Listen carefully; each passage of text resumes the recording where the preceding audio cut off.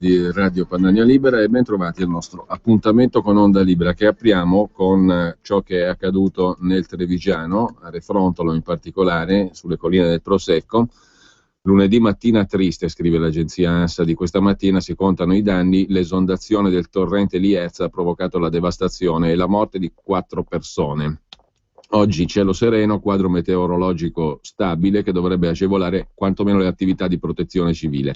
Delle 5 persone ferite ricoverate negli ospedali, 3 sono state dimesse, le 2 più gravi sono nel reparto di terapia intensiva all'ospedale di Treviso con lesioni ortopediche, prognosi riservata per entrambi, ma per almeno uno di essi è escluso il pericolo di vita. Però 4 sono i morti, le persone decedute. Noi abbiamo con noi per una decina di minuti l'assessore regionale all'ambiente e alla programmazione e alla tutela del suolo, Maurizio Conte, a cui diamo innanzitutto il benvenuto. Buona Padania a tutti. Buongiorno Conte. Allora, andiamo subito al dunque, perché stamattina abbiamo letto alcuni dei giornali anche in prima pagina che cercavano di spiegare quello che è accaduto, sostanzialmente dicendo queste colline sono state sfruttate troppo per la produzione del prosecco, per i vigneti. Questa qui è la tesi che trovo sul Corriere Repubblica, però intanto io lascio a lei di inquadrare la questione e anche evidentemente di commentare quello che ci raccontano i giornali di oggi. Colline mangiate dai filari del prosecco e ignorati gli allarmi. Innanzitutto bisogna dire che la questione riguarda in particolare una forte concentrazione di pioggia, una bomba d'acqua come ormai si dice, si indica come una forte precipitazione concentrata in un'area limitata. E questo è stata una conseguenza anche della precipitazione su 2 vallate diverse che poi confluiscono in questo canale. E sicuramente la quantità d'acqua, che era imprevedibile in qualsiasi caso poter garantire nella portata di quel canale, ha creato l'onda d'urto che ha poi portato via il capannone, ha creato quest'onda che ha portato poi a quella disgrazia e la morte di 4 persone. Quindi sicuramente l'evento è eccezionale, che è imprevedibile, però purtroppo questo ormai diventa una consuetudine che colpisce il territorio e che ci rende anche impotenti sotto l'aspetto di una pianificazione, perché quel canale sotto l'aspetto della manutenzione e della sua portata era in sicurezza, quindi anche su questo l'evento eccezionale, imprevedibile, che non può essere comunque contingentato con opere normali. Quella poi la coincidenza di trovarsi poi in quell'ambito proprio questa festa, un capannone provvisorio e che ha creato ancora di più quello che poteva essere la pericolosità del momento. In questo momento bisogna soprattutto guardare a un territorio che è collinare e montano, e questo sì, che forse è stato nel passato abbandonato, perché anche questa, l'incuria di un territorio che vede i boschi ormai abbandonati perché a livello di reddito hanno più appetibilità, l'abbandono di certe aree da parte di chi non trova in quell'ambito la capacità di produrre e di avere un reddito, e l'abbandono quindi del territorio è sicuramente un dato essenziale. Dall'altra parte può esserci anche il troppo sfruttamento, e un sfruttamento che può essere legato, in questo caso è generico dire appunto è colpa di chi vuol produrre, piantare viti e produrre prosecco. Bisogna che ci sia appunto un equilibrio tra quello che è un territorio che deve avere essere manutentato, essere controllato, e dall'altra parte un equilibrio anche nell'occupazione del territorio, magari con certi tipi di cultura che vanno a modificare la conformazione con il taglio del bosco dei pendii. Assessore Conte, oggi il Corriere della Sera cita un consigliere regionale della Lega, Andrea Bassi, che tra l'altro abbiamo cercato, sta prendendo l'aereo, non può essere con noi in questo momento, però lo sentiamo domani. Come a dire, il consigliere regionale leghista nello specifico annunciava trionfante nel marzo 2013 che venivano ritoccate le norme che tutelavano i boschi per recuperare ad area agricola quella che era zona boschiva, per piantumare, per rivalutare dal punto di vista produttivo, per in sostanza moltiplicare le aree terrazzate vitivinicole.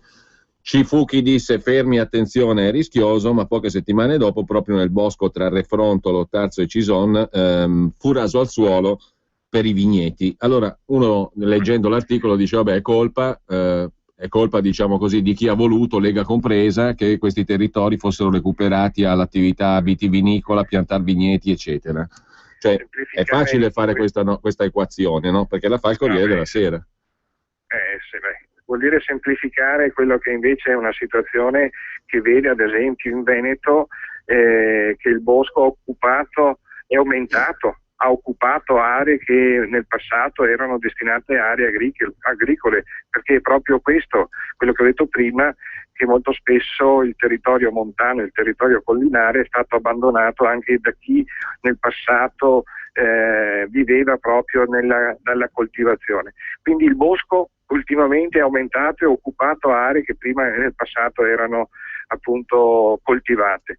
La specifica situazione di certe zone che vedono magari appunto un prodotto DOC, un prodotto che sicuramente ha un suo valore come quello che può essere il vigneto e la produzione di certi vini, può essere un'appetibilità che però deve essere giustamente equilibrata soprattutto in quella che è l'occupazione. Questo sicuramente è necessario nell'ambito anche delle autorizzazioni valutarlo, ma adesso semplificare e dire che questo evento, questi morti sono dovuti per l'occupazione appunto di certe colline per la produzione del prosecco, vuol dire semplificare ancora una volta, sminuire quello che invece è la necessità di interventi di manutenzione che sicuramente servono oltre a tutte quelle opere che la Regione Veneto sta portando avanti a livello strutturale, quelle casse di espansione, quelle opere che sicuramente sono importanti, rinforzo degli argini, ma serve anche la manutenzione, il taglio degli alberi, la pulizia, il controllo di un territorio che è molto fragile sotto l'aspetto appunto della sicurezza idrogeologica. Su questo il Veneto, ad esempio, tramite i suoi servizi forestali investe 20 milioni all'anno per opere proprio in territorio collinare e montano, per argimentare e per appunto realizzare piccole opere che sicuramente sono importanti per diminuire il rischio. Però appunto una semplificazione come può essere stata fatta dai giornali non mi vede sicuramente d'accordo, quindi non è colpa sicuramente del consigliere Bassi, che con la sua proposta e col suo obiettivo quello di valorizzare nel territorio certe produzioni, certo che nell'autorizzazione, nel controllo di quelle che possono essere opere anche di modifica di quelle che sono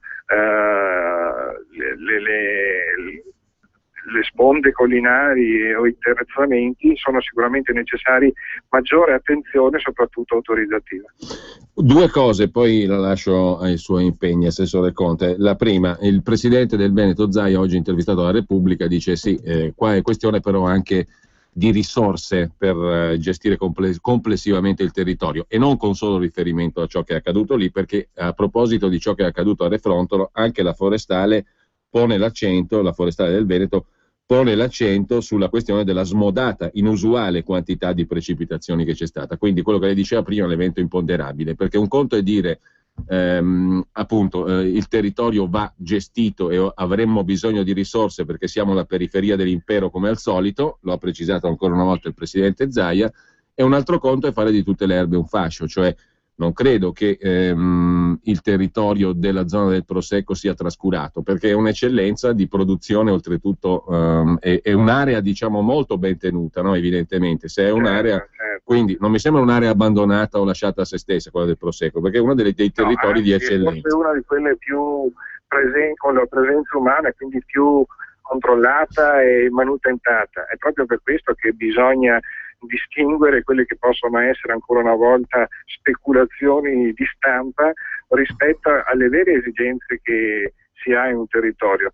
Noi vediamo che purtroppo gli eventi si susseguono in maniera numerosa e frequente in aree diverse del territorio.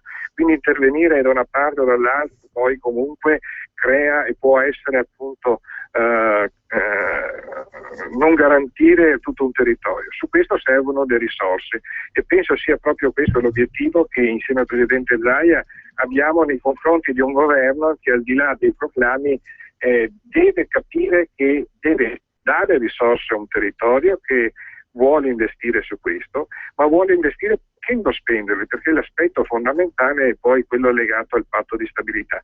Noi lo scorso anno abbiamo investito circa 200 milioni per opere, quest'anno però dobbiamo pagarle. Per il patto di stabilità rischiamo che non possiamo pagare quelle imprese, quelle aziende che hanno realizzato le opere e ci si vedono in forte difficoltà economica perché appunto lo Stato non ci permette di pagarli per i vincoli del patto di stabilità. Abbiamo chiesto più volte a questo governo, al governo precedente, di liberare di queste risorse che vengono investite per la sicurezza idraulica dal patto di stabilità. Questo è fondamentale per permettere appunto di poter anche spendere quelle risorse che sono ferme all'interno delle casse della regione o degli enti locali. Abbiamo vincolate risorse per garantire che il debito pubblico non salga, e questa è un'assurdità. Abbiamo risorse fresche, pronte, disponibili da poter investire e non possiamo farlo per i vincoli del patto di stabilità, per non poter appunto investire dove invece è necessario investire per garantire la sicurezza.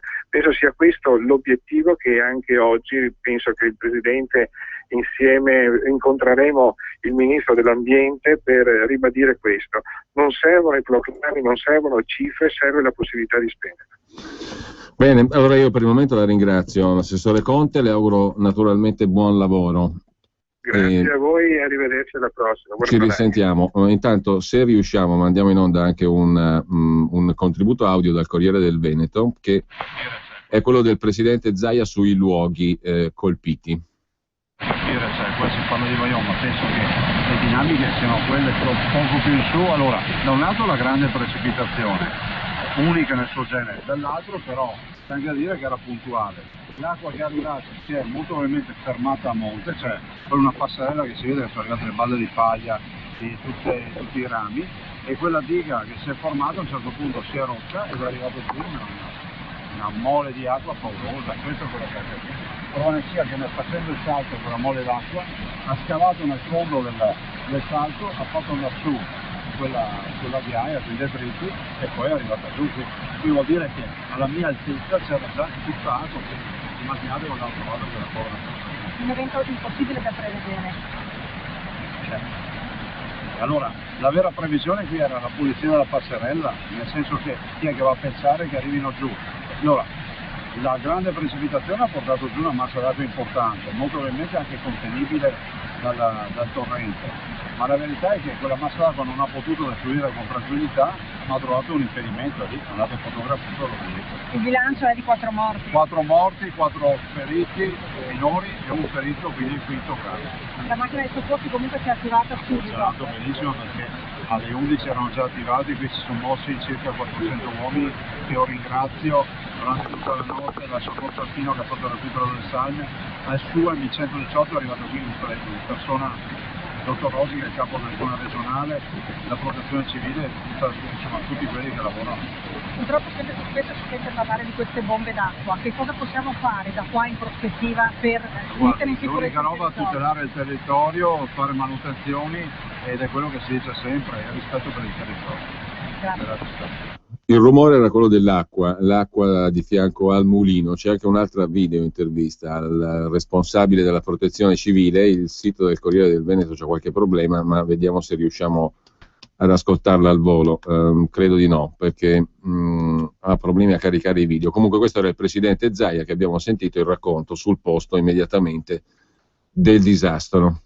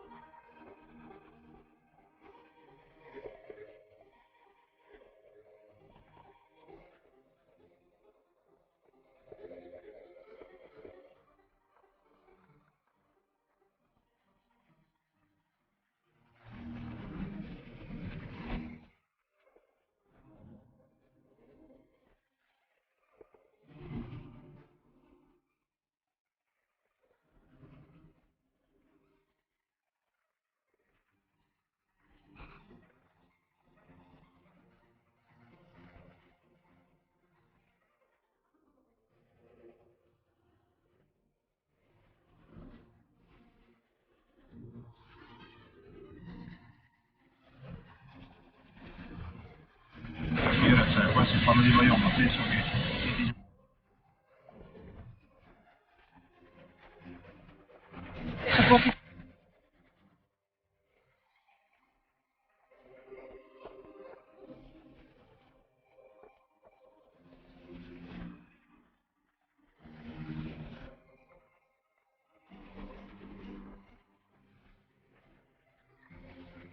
E sentiamo il rappresentante della Protezione Civile, sempre dal sito del Corriere del Veneto.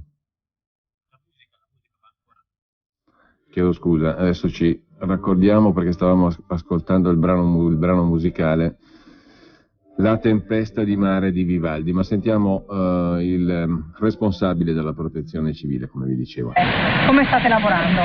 Insomma, ci stiamo coordinando con tutte le forze che devono intervenire, in primis il soccorso alpino che è intervenuto, poi diciamo 118, io c'ero già in contatto con il dottor Rossi in particolare, e quindi la protezione civile locale e la provincia stessa, insomma, che rappresenta qui il momento, appena dopo il momento tragico. Quando siete arrivati cosa avete trovato?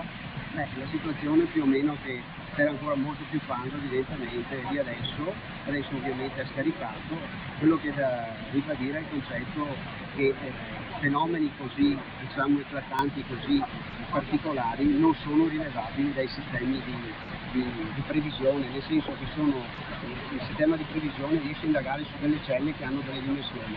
Qui c'è stato proprio un fenomeno molto localizzato su un luogo ben preciso e noi nei nostri documenti questo già lo dichiariamo, nel senso che purtroppo non riusciamo con i sistemi che sono attualmente disponibili a fare previsioni in così breve tempo di fenomeno atmosferico e in località così tanto distinte. Quindi questo è un po' il tema. Quindi questo è un problema un po' più ampio su quello che può essere l'assetto di previsione. Ovviamente questa è una località che può avere dei suoi rischi, diciamo, a monte, insomma, insiti nella sua ubicazione. A livello di prevenzione si può fare qualcosa? Insomma, diciamo, bisogna ovviamente, quando ci sono i fenomeni locali, a livello generale come regione non riusciamo appunto ad avere, quindi c'è una vigilanza dell'ordine locale da portare avanti e poi ci sono delle scelte, diciamo, dei luoghi, dei siti, e poi ci può essere anche proprio l'imprevedibilità di un fenomeno così puntuale, così intenso, così diciamo imponente che ha generato quello che ha generato. Adesso si sarà da capire se si sono appunto formate delle condizioni che hanno innescato un'onda in qualche forma che possa avere, ma questo è una cosa da studiare, insomma, non si può fermare in questo momento. Le vittime dove erano, dove sono state trovate, sono state tradite perché erano all'interno delle auto? Io penso il problema sia stato quello di questo fenomeno che è esploso in pochissimo tempo e che non ha dato, diciamo, tempo a chi purtroppo ha avuto questi problemi di reagire, insomma, in maniera positiva. Era il responsabile della Protezione Civile. Allora, questa è l'auto.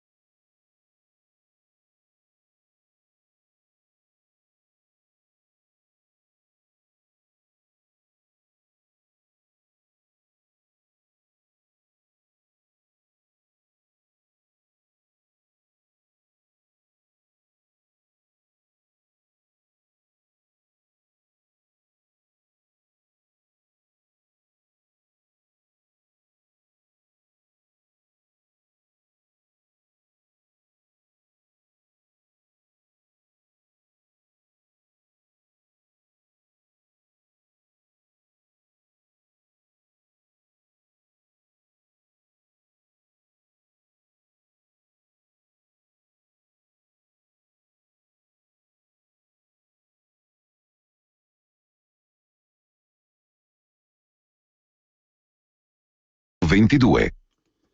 Anche sul sito del Corriere del Veneto c'è la questione delle vigne, dell'uso, anzi della coltivazione dei vigneti. Tutta colpa delle vigne? No, garantiscono sicurezza, sono le due posizioni. E sempre in tema di notizie, poi chiudiamo per il momento questo capitolo, salvo ritornarci sopra magari domani proprio con il consigliere regionale che citavamo prima, Bassi.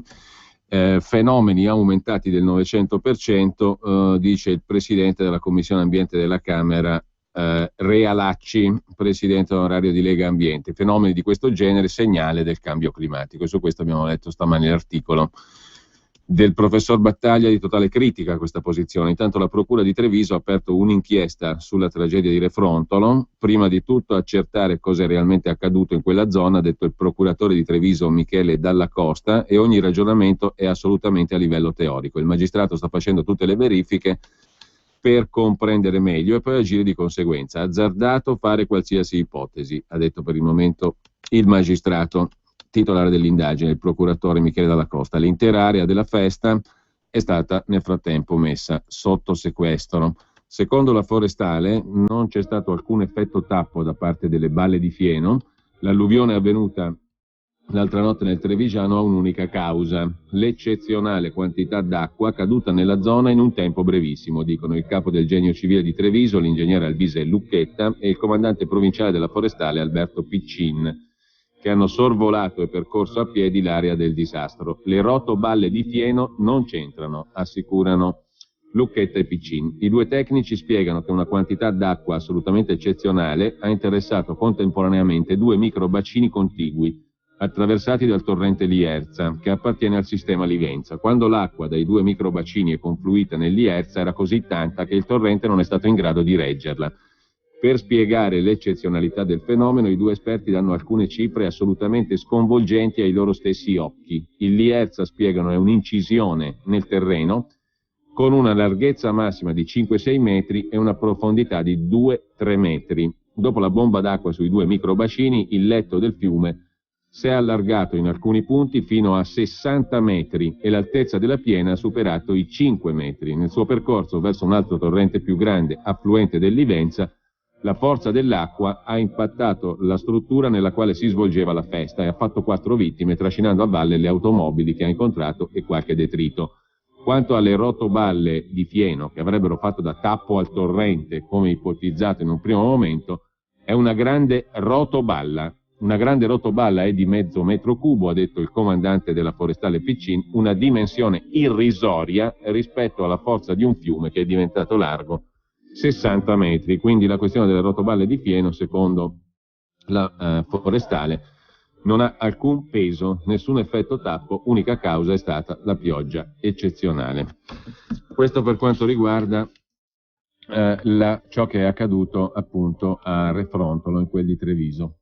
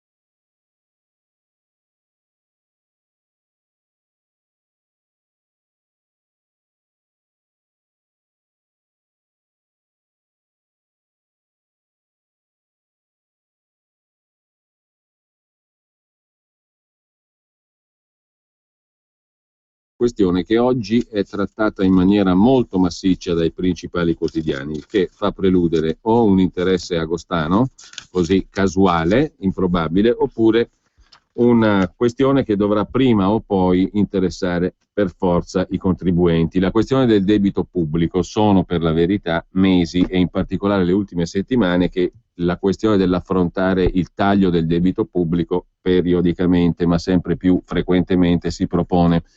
Questo ha un riflesso immediato per il contribuente, perché chi sarà chiamato in primo luogo a fare i famosi sacrifici, come è sempre stato, è il cittadino contribuente. Partiamo allora dal Corriere della Sera, ma oggi praticamente la questione la trovate affrontata su tutti i principali quotidiani, e il che fa presumere, appunto, naturalmente, che ci si stia avvicinando a una qualche decisione in tema di finanza pubblica e in particolar modo di debito pubblico. Allora, il Corriere della Sera oggi si fa guidare da Roberto Poli, 75 anni, 9 anni alla presidenza dell'ENI, uomo che ha collaborato sia con Prodi che con Berlusconi, giusto per accreditare un discorso e un approccio bipartisan, per così dire.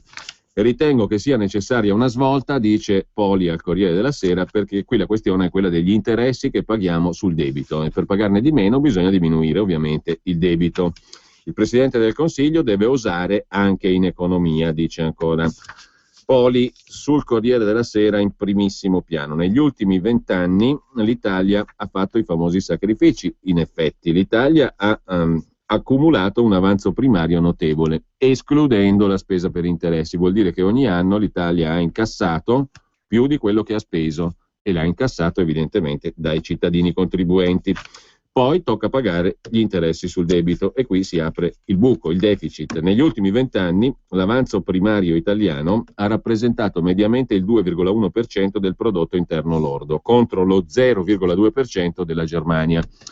Tanta abbondanza dove è finita? È finita nella voragine della spesa per interessi da pagare sul debito pubblico, che per l'Italia ha significato 1.650 miliardi negli ultimi 20 anni, contro 1.058 miliardi di interessi pagati dalla Germania, 870 dalla Francia, 386 dalla Spagna. In sintesi, dice Poli, un debitore con debito elevato paga interessi più che proporzionali. Tutto ciò è la conferma del peccato originale che l'Italia si trascina dal 92, cioè l'anno della firma del Trattato di Maastricht, sottoscritto pur avendo un parametro del tutto fuori controllo, il debito pubblico, che rappresentava all'epoca il 104,7% del prodotto interno lordo, contro il 42% della Germania, il 39,7% della Francia, il 45,5% della Spagna.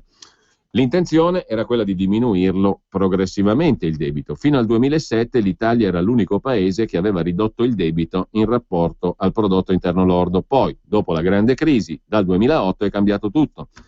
Il saldo a fine 2013 è risalito al 132,3% del prodotto interno lordo, contro l'80% della Germania, 93% della Francia, 93,7% della Spagna.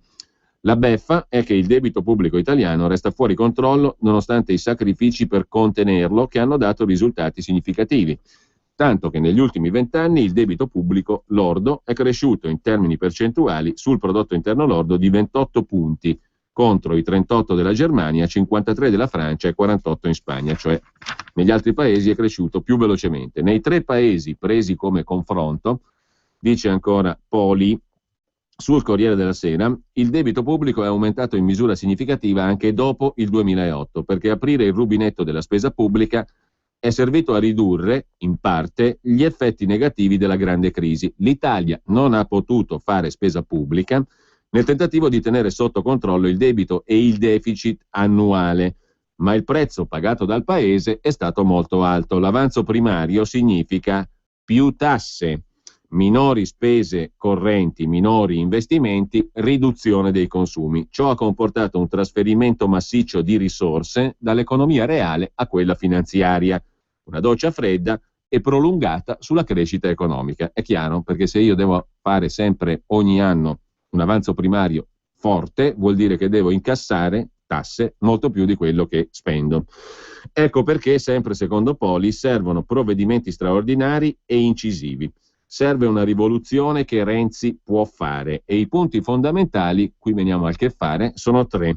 Primo, riduzione dello stock di debito pubblico per un ammontare di almeno 400 miliardi. Siamo sempre là intorno a queste cifre. Bisogna abbattere il debito pubblico di almeno 400 miliardi. Vedremo che lo dirà anche Renato Brunetta un'altra volta oggi su Il Giornale. E qui sembra appunto che il richiamo a Prodi e Berlusconi, cioè a un approccio bipartisan, sia finalizzato a farci digerire la prossima mossa di questo tenore, cioè abbassare di 400 miliardi lo stock complessivo, il totale del debito pubblico, destinando una parte importante del risparmio sugli interessi alla riduzione delle tasse, delle imposte su imprese e cittadini, con l'effetto di favorire la crescita.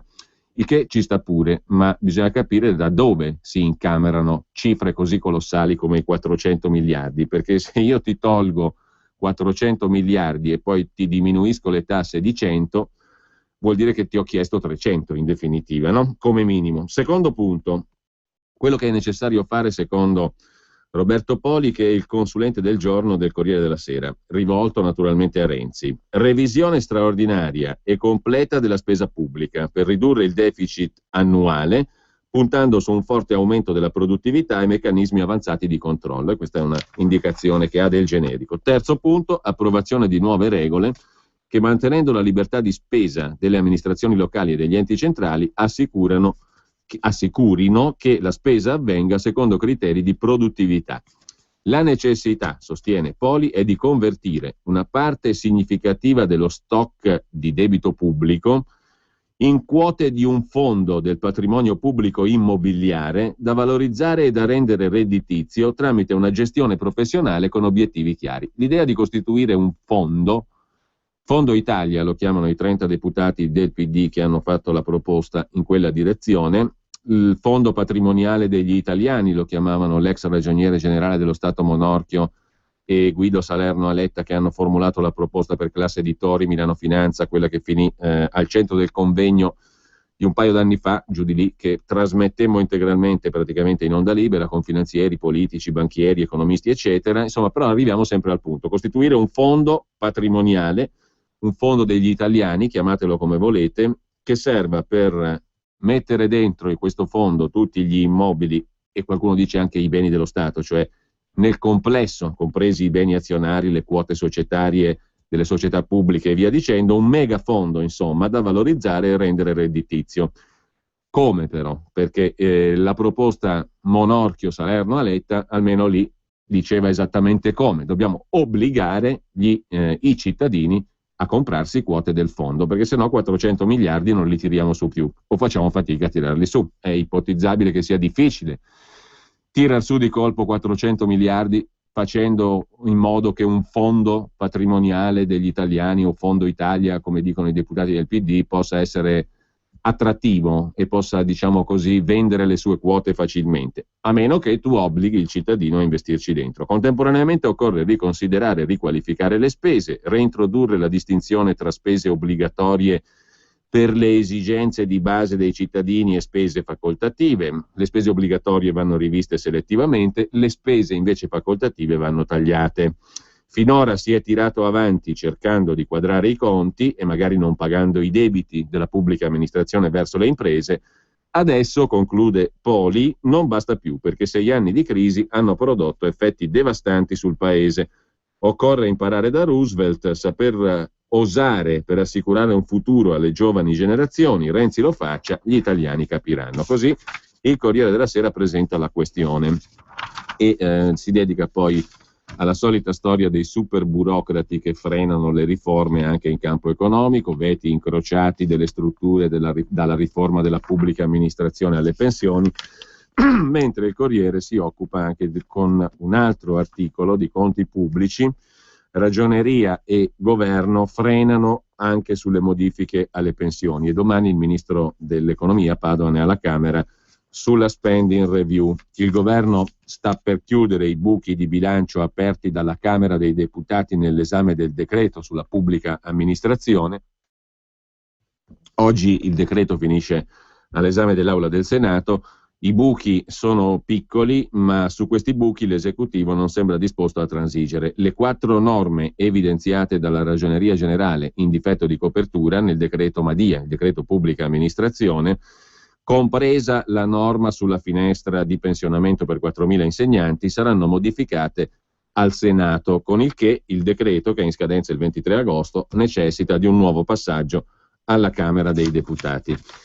Infine, sempre sul Corriere, ci sono le riflessioni di Dario Di Vico sulle condizioni necessarie per i tecnici che vogliono tagliare in politica, ma andiamo al dunque e andiamo al Giornale, cioè perché lì troviamo di nuovo, riaffaccia l'idea, questa volta sostenuta da parte del presidente dei deputati di Forza Italia, Brunetta, della necessità anche lì di tagliare 400 miliardi. Curiosamente è la stessa cifra che fa il professor Poli sul Corriere della Sera, ed è più o meno la stessa cifra che è oggetto anche della proposta di legge del Partito Democratico, sulla quale per il momento non siamo riusciti in nessun modo ad avere un interlocutore, pur avendo parlato con svariati firmatari della proposta di legge in questione. Non ho capito, sinceramente lo dico, questa ritrosia a parlare di una proposta di legge che ha un obiettivo ambizioso, perché la proposta di legge dei deputati del PD vuol tagliare tra il 20 e il 30% il debito pubblico rispetto al PIL, cioè abbassare del 20-30% il rapporto tra debito pubblico e prodotto interno lordo, il che significa dare un taglio al debito più o meno delle dimensioni che dicono Brunetta, che dice il Corriere, che dice Poli, che dicono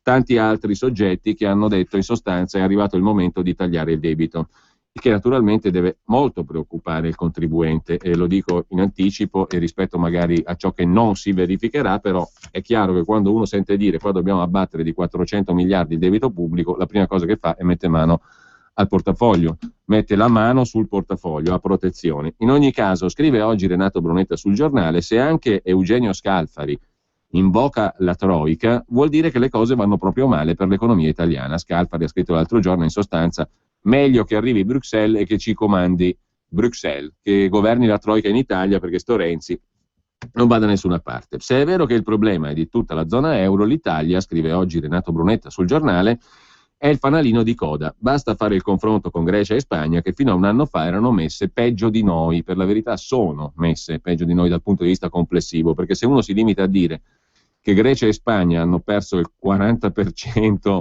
della crescita economica, sono andate indietro del 40%, adesso stanno recuperando lo 0,5%, che l'Italia è allo 0,0%, beh insomma il discorso è un po' monco, perché se l'arretramento è stato del 40%, come nel caso della Grecia, e poi adesso mi cresce al ritmo dello 0,5%, che è superiore all'Italia, quindi crescono più di noi, insomma, un po' difficile sostenere che una tesi del genere possa essere consolatoria o abbia un significato economico. In ogni caso, l'Italia dal governo Monti in poi ha sbagliato tutto, scrive Renato Brunetta, con l'aumento stellare della tassazione sulla casa che è triplicata, la controriforma del mercato del lavoro, la riforma sbagliata delle pensioni, l'aumento della pressione fiscale su famiglie e imprese per quanto riguarda Monti e Letta, e poi il riformismo confuso, impotente, clientelare e inadeguato del governo Renzi. Basti pensare al Jobs Act, alla controriforma Madia della pubblica amministrazione, allo sconquasso nei conti pubblici causato dagli 80 euro di bonus IRPEF, alla spending review impantanata e alla svendita dei gioielli di famiglia senza logica. Insomma, in quasi 3 anni, scrive oggi Brunetta, con 3 distinti governi, tutti sono stati caratterizzati, questi governi, dal fatto di non essere stati eletti dal popolo, non hanno voluto o non sono stati capaci di fare le cose che si dovevano fare, guarda caso contenute nella lettera che il 26 ottobre 2011 il governo Berlusconi inviò, ricevendo applausi, ai presidenti della Commissione e del Consiglio europeo. Oggi le cose da fare sono chiare a tutti, perfino a Scalfari che invoca la Troica delegittimando Renzi. I dati parlano chiaro: per mantenere gli impegni presi con l'Europa nel 2014 mancano tra 29 e 32 miliardi di euro. Per mantenere le promesse che Renzi ha fatto agli italiani bisognerà trovare altri 37 miliardi nel 2015.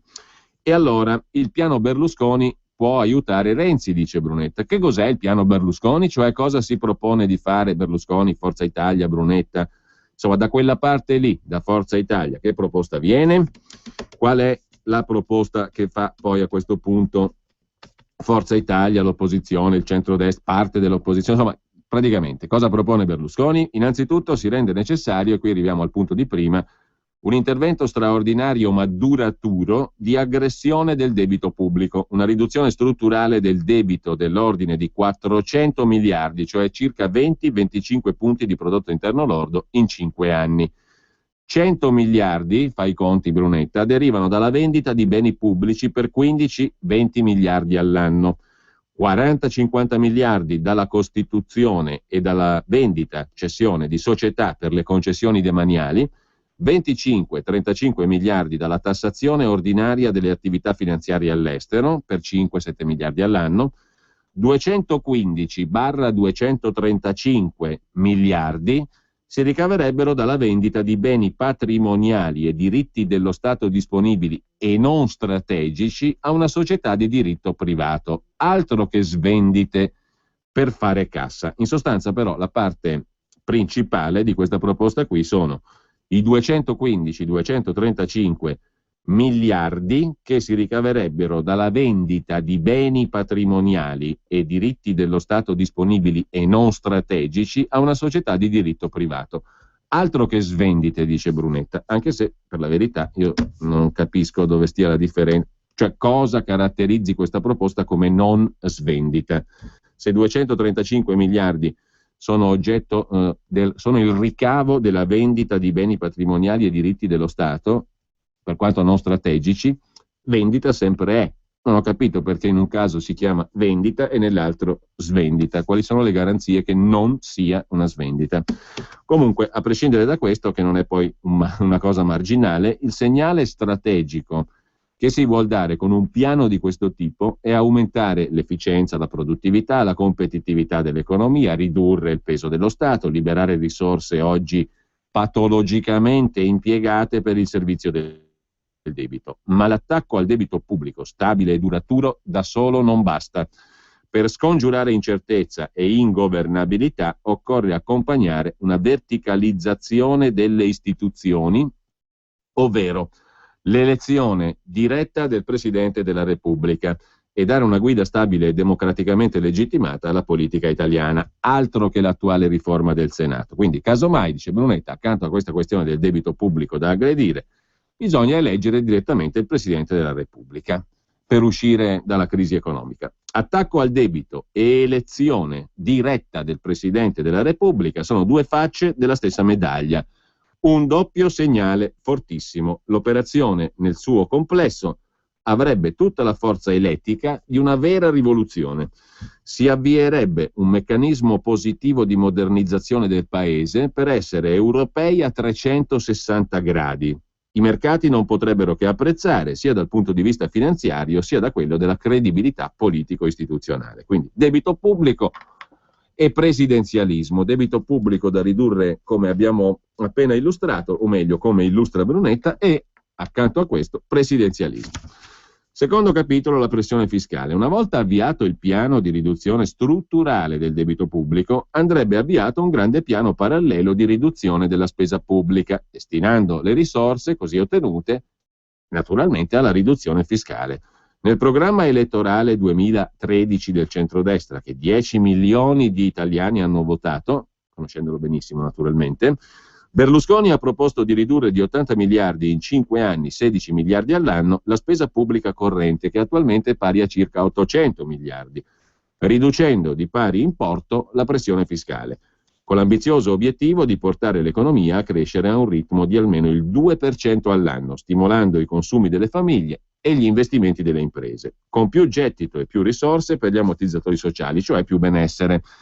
Se si riduce di 16 miliardi all'anno la spesa pubblica, di pari importo andrebbe ridotta la pressione fiscale, con provvedimenti per 8 miliardi all'anno a favore delle famiglie e per altri 8 a favore delle imprese, il tutto per portare in 5 anni dal 45 al 40% la pressione fiscale in Italia. Io non so se a voi questo sembra tutto un percorso realistico o la solita esposizione di finalità. Ad ogni modo, terzo punto, la politica economica dell'Unione Europea. Questa sarebbe la vera spending review, a cui aggiungere a livello europeo la richiesta non di una generica maggiore flessibilità, ma di una nuova politica economica nell'intera area dell'euro, a partire dalla reflazione in Germania, le riforme simultanee in tutti gli stati della zona euro, l'accelerazione sull'unione bancaria, di bilancio, politica e economica dell'Europa, cioè più Europa, dice Brunetta. Solo in questo modo potranno crearsi le condizioni per consentire alla Banca Centrale Europea di utilizzare al massimo gli strumenti di politica monetaria previsti dal suo statuto, fino all'acquisto di titoli pubblici da parte della BCE, di cui abbiamo tanto bisogno, come fa la Banca Centrale Americana, anche per deprezzare l'euro di almeno il 20% e per far riacquistare competitività all'intera Europa. Infine c'è il capitolo lavoro, liquidazioni TFR e pubblica amministrazione. La riforma del mercato del lavoro. Tutto parte dalla lettera della Banca Centrale Europea al governo italiano, 5 agosto del 2011, la famosa lettera che fece da preludio alla caduta del governo Berlusconi. Era l'agosto appunto del 2011. Si chiedeva da parte della BCE l'introduzione di una vera flessibilità nel mercato del lavoro, un'ulteriore riforma del sistema di contrattazione salariale e collettiva, permettendo accordi a livello di impresa, nonché una revisione delle norme che regolano l'assunzione e il licenziamento dei dipendenti, stabilendo un sistema di assicurazione dalla disoccupazione. Cioè la BCE diceva: dovete modificare la vostra legislazione sul lavoro e i contratti. E qui, diciamo, tornano inevitabilmente alla mente le parole del professor Bagnai che abbiamo sentito l'altra settimana, cioè la BCE che dice dovete ridurre il costo del lavoro, i salari sostanzialmente, perché quello è alla fine. Ed è quello che ha detto Draghi anche l'altra settimana. Realizziamo questi due punti, dice oggi invece Brunetta, e avremo il plauso non solo dell'Europa e dei mercati, ma dei nostri giovani, delle nostre famiglie, delle nostre imprese. Riformando dunque la contrattazione salariale, attenzione, il salario appunto collettiva, il quanto prendo al mese, permettendo accordi a livello di imprese e rivedendo le norme. A tutto questo andrebbe aggiunto uno stimolo immediato per riportare liquidità fino a 6 miliardi di euro nelle casse delle imprese e nelle tasche dei lavoratori. Come? Da un lato riassegnando alle aziende con più di 50 dipendenti la quota di TFR, di liquidazione, non utilizzata per la previdenza complementare e attualmente accantonata presso l'INPS. Dall'altro lato consentendo a tutti i lavoratori di poter reclamare, in costanza di rapporto di lavoro e senza doverla giustificare, un'anticipazione fino al 100% della propria liquidazione, del proprio trattamento di fine rapporto. Per quanto riguarda le imprese, il pagamento dei debiti della pubblica amministrazione per i 64 miliardi ad oggi restanti fornirebbe ulteriore liquidità, di cui mai come oggi c'è bisogno, insieme alla liquidazione, al TFR, una manovra espansiva, insomma, di politica economica. Conclusione, conclude Renato Brunetta. Questo è il piano Berlusconi contro l'autunno nero che verrà. Renzi lo adotti per uscire dalla crisi. Se c'è stato e c'è ancora dialogo sulle riforme istituzionali, per le quali l'apertura di credito di Berlusconi a Renzi è stata grande e generosa, e se la riforma elettorale è ancora in discussione dopo il fallimento della sua strategia di politica economica, Renzi mostri la stessa generosità che con lui ha avuto Berlusconi in tema di riforme costituzionali e adotti il suo piano economico. Uno scambio alla luce del sole per il bene del paese, dice Renato Brunetta oggi su Il Giornale. E le risorse da trovare sarebbero 30 miliardi tra 29 e 32 già per quest'anno, 37 per il 2015. Di stangata parla anche Marino Longoni su Italia Oggi, in prima pagina, come abbiamo visto. I conti non tornano, scrive Italia Oggi 7. Oramai lo ammette anche il governo. La crescita economica, la crescita del PIL per il 2014, ipotizzata allo 0,8%, nella migliore delle ipotesi quest'anno sarà dello 0,2-0,3%. Su questo concordano le stime, quella del Fondo Monetario, di Mediobanca e di Confindustria. La spesa pubblica, nonostante tutte le spending review, non accenna a fermarsi, continua a crescere. Il rapporto fra debito pubblico e prodotto interno lordo, che con il governo Monti era passato da 120 a 126%, è arrivato a 132% col governo Letta. Con Renzi supera il 135% e a fine anno si prevede che sfonderà il tetto del 140%. Cioè noi in pratica abbiamo avuto i salvatori della patria, da Monti in avanti, che hanno fatto esplodere il debito e contrarre ai massimi livelli, diminuire il prodotto interno lordo, cioè l'economia reale. Ecco perché molti analisti prevedono che il governo sarà costretto tra settembre e ottobre a una manovra correttiva.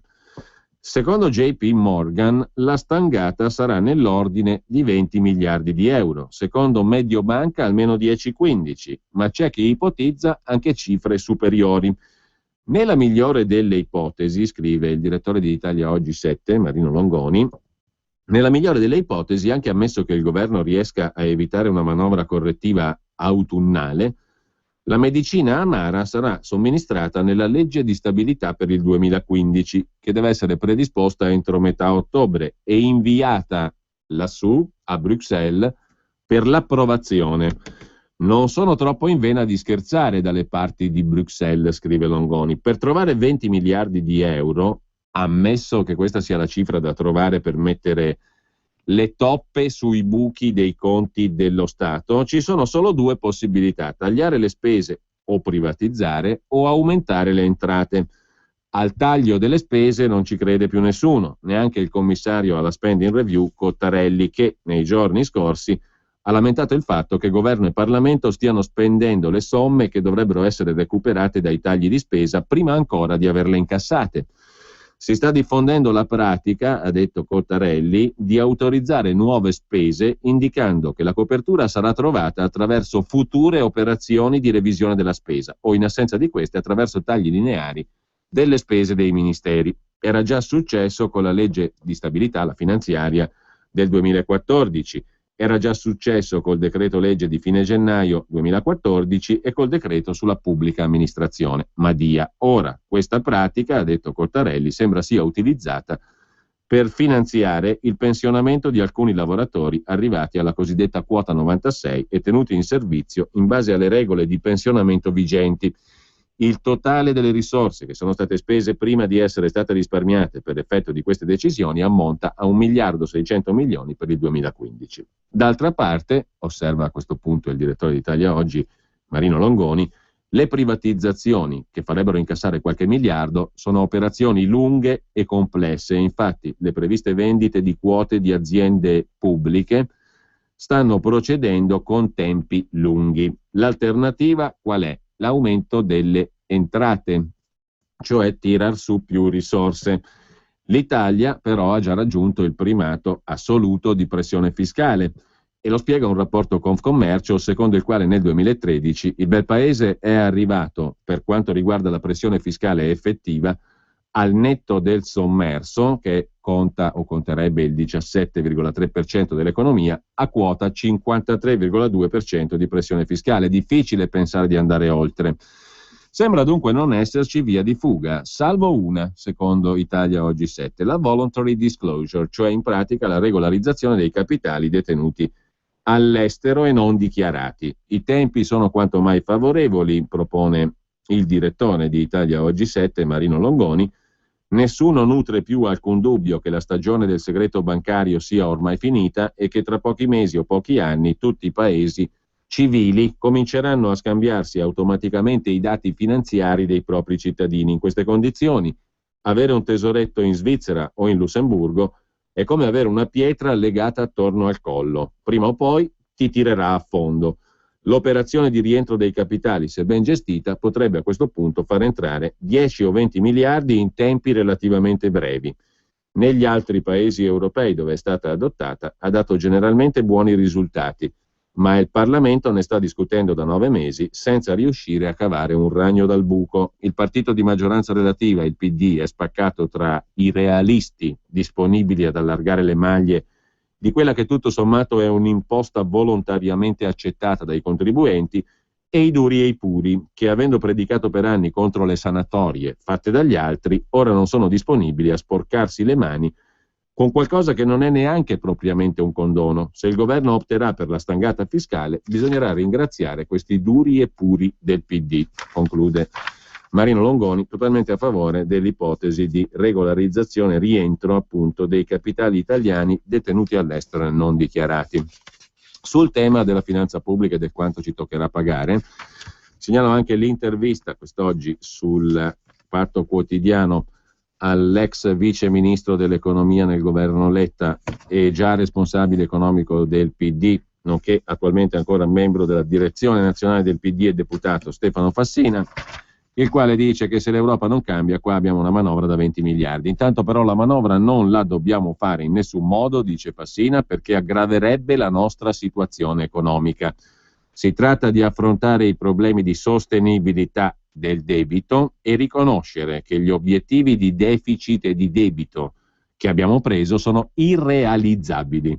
La spesa non va tagliata, ma va ricollocata con la collaborazione della Commissione europea, dice Fassina, già responsabile economico del PD nell'era Bersani.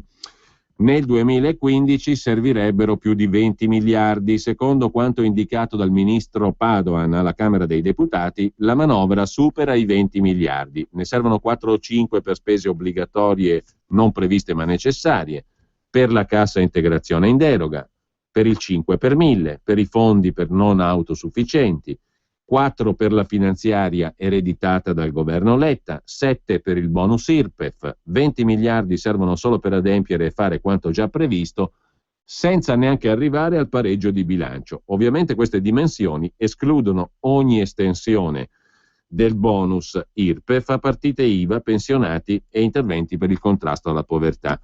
Va evitata una manovra di queste dimensioni perché aggraverebbe le condizioni dell'economia e continuerebbe a far aumentare il debito pubblico che è già a livelli insostenibili. Si devono affrontare i nodi che avremmo dovuto porre all'avvio della presidenza europea e riconoscere che la linea mercantilista nella zona euro ha portato il debito pubblico a livelli insostenibili e la moneta unica a rischio sempre più elevato di rottura. Dobbiamo porre la necessità per tutta l'Eurozona e non solo per l'Italia di un meccanismo di gestione dei debiti pubblici, di una politica monetaria più aggressiva da parte della BCE per evitare la deflazione e poi il finanziamento in deficit a livello nazionale per far ripartire la domanda interna. Non abbiamo alternative a questo perché seguire le raccomandazioni dell'Unione Europea vuol dire aggravare la nostra condizione, dice un Fassina quasi convertito, diciamo così, rispetto anche al recente passato. L'Italia potrebbe rischiare una procedura di infrazione per deficit o debito eccessivo? È evidente a tutti, anche a Bruxelles, che il Fiscal Compact è irrealistico e non solo per l'Italia. Non risolviamo i problemi con l'ennesima finanziaria. Troverei surreali interventi di sanzione da parte dell'Europa contro l'Italia. Casomai va sanzionata la politica mercantilista e di svalutazione del lavoro che da troppo tempo imperversa in Europa. Insomma, un Fassina quasi convertito a Bagnai, diciamo, grosso modo, molto in superficie, molto anche imprecisamente. In ogni caso, Scalfari ieri su Repubblica invocava l'arrivo della Troika. L'arrivo della Troika non farebbe che aggravare i problemi italiani, dice Fassina oggi nell'intervista al Fatto Quotidiano. Per quanto riguarda poi l'azione di governo e la possibile delusione sull'operato del governo Renzi, una cosa sono le aspettative che uno ha suscitato, un'altra è invocare la Troika. Quello che non va è la linea di politica economica. Noi continuiamo a cambiare premier, ma siamo sempre all'agenda di Mario Monti. Renzi a ottobre seguirà la politica europea. È dunque anche lui uno che sta facendo ciò che faceva Monti. Quella linea non funziona. Ci sono aspetti soggettivi e anche aspettative eccessive alimentate dal governo, ma sono questioni di secondo piano, non sono rilevanti di fronte ai problemi che abbiamo. E la questione è quella di un'inversione di marcia radicale andando a sbattere i famosi pugni sul tavolo a Bruxelles. Per chi volesse documentarsi integralmente sul pensiero di Fassina di oggi c'è anche un intervento nella pagina delle opinioni sul Corriere della Sera che parte dalla vicenda di Carlo Cottarelli. La prima causa della parabola di Carlo Cottarelli è la questione della spesa pubblica affrontata in maniera ideologica, dice in questo intervento sul Corriere della Sera lo stesso Stefano Fassina. Purtroppo questa impostazione ideologica dell'approccio alla spesa pubblica è condivisa anche da larghi settori di una sinistra culturalmente subalterna che dice che la spesa pubblica italiana è abnorme. Non è vero il contrario. La spesa primaria corrente italiana, cioè spesa totale meno spesa per interessi e investimenti, è tra le più basse della zona euro in rapporto al prodotto interno lordo. Nel 2012, nonostante la nostra economia si sia ristretta molto più della media, l'Eurozona era al 43,2%, l'Italia al 42,1%. La spesa primaria italiana è scesa in termini nominali dal 2010, in particolare la spesa per personale e per acquisti di beni e servizi. Nel 2013 era 14 miliardi in meno di 3 anni prima. La spesa primaria corrente tendenziale, cioè senza ulteriori tagli, è prevista ridursi di quasi altri 3 punti di prodotto interno lordo fra 2013 e 2018. E poi, ancora, dice Fassina, il moltiplicatore della spesa pubblica è 3 o 4 volte maggiore del moltiplicatore delle tasse. Cosa vuol dire? Vuol dire che coprire la riduzione di tasse con equivalenti tagli alla spesa ha effetti di grave recessione. Soltanto chi continua a credere alle favole liberiste può sorprendersi dell'impatto macroeconomico negativo degli 80 euro al mese del cosiddetto sconto IRPEF. La seconda causa della parabola Cottarelli è che Cottarelli è stato visto come un medico, lo specialista incaricato di individuare gli sprechi, le inefficienze e le iniquità della spesa pubblica. Questa visione dell'economia come una scienza, medica quasi, segna da decenni il discorso pubblico. Bisogna cambiare.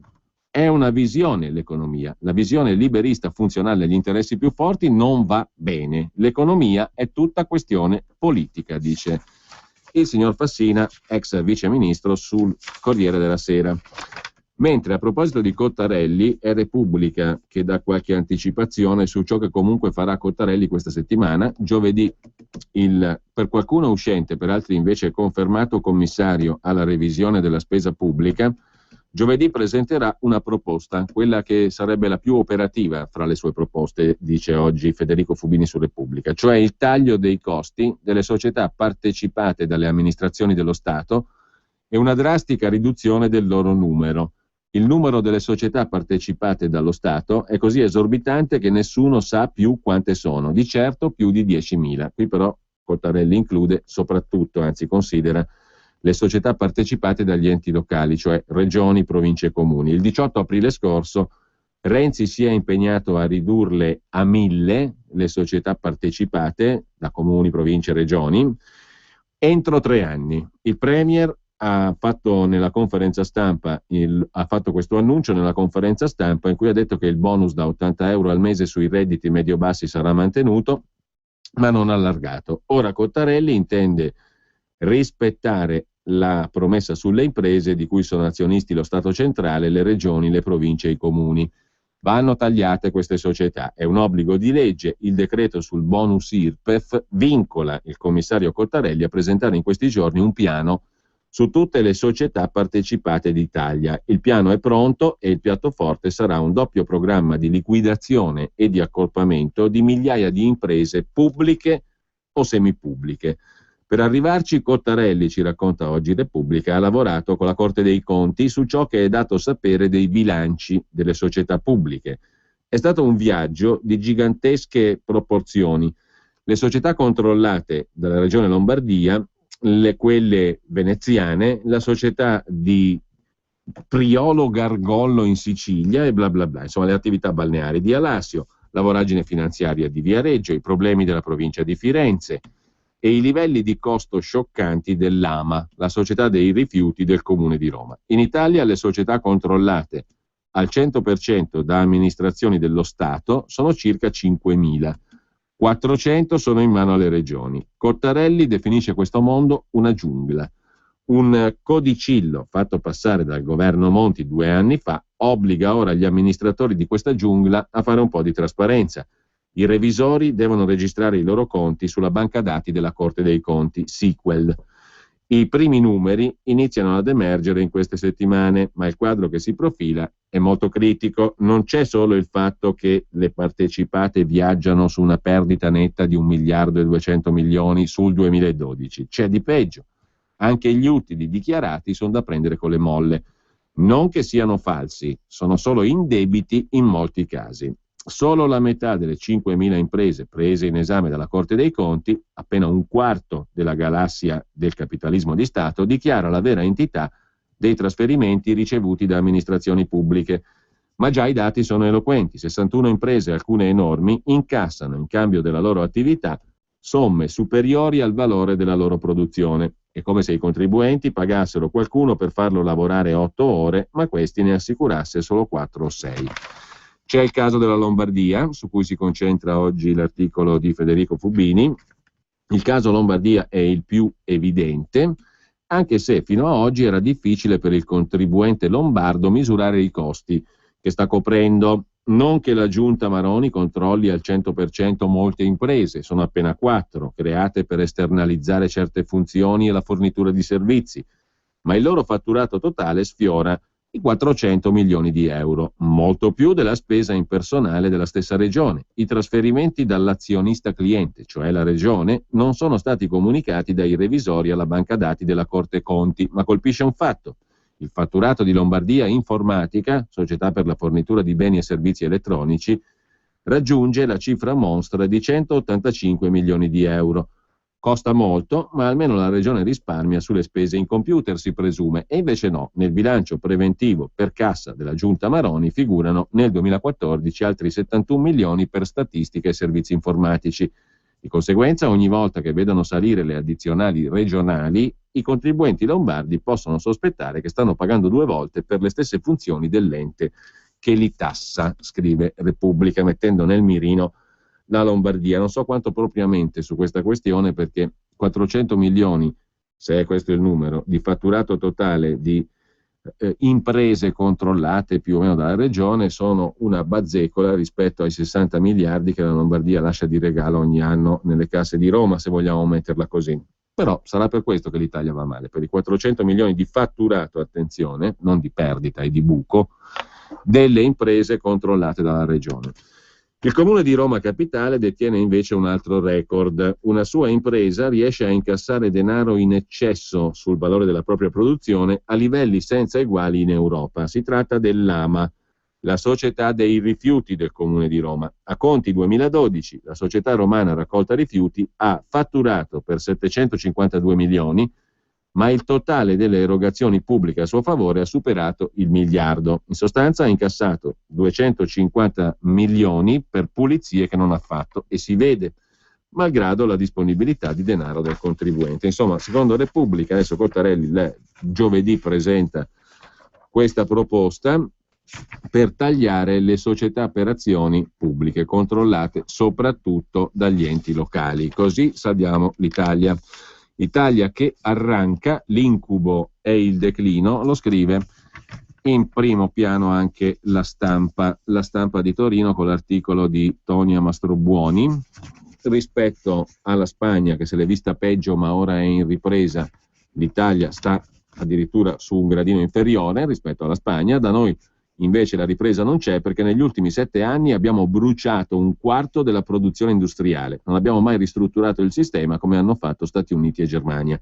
Non abbiamo sciolto i nodi della scuola, delle tasse, del lavoro, della burocrazia. La scommessa del 2015 per Banca Italia è il prodotto interno lordo al più 1,3%, ma per ora non scattano né la domanda né l'offerta, e la Spagna è tornata a crescere grazie alle famose riforme strutturali. Così la mette la Stampa. E infine vi segnalo, ma a questo punto abbiamo pochi minuti, non c'è possibilità di approfondire più di tanto, però attenzione anche a un altro aspetto: dove andrà a colpire e quanto colpirà il nuovo catasto, perché il Parlamento e le commissioni, in particolare Finanze, hanno in questi mesi lavorato anche alla revisione del catasto. È un lavoro del quale ci si è occupati molto poco, e sbagliato è stato occuparsene poco, perché, come sappiamo, la casa è diventata uno dei cespiti principali per assicurare risorse al fisco, e da questo punto di vista qui oggi il Sole 24 Ore del lunedì può essere una lettura interessante, perché si occupa proprio del nuovo catasto e di dove andrà a colpire il nuovo catasto. Il punto base è quello di aggiornare le rendite catastali, che sono la base sulla quale si calcolano le tasse che gravano su le case, terreni, immobili in generale. La distanza tra valori di mercato e le attuali rendite catastali deve essere colmata in sostanza. Su questo hanno lavorato in Parlamento in queste settimane e prima o poi ne vedremo il frutto.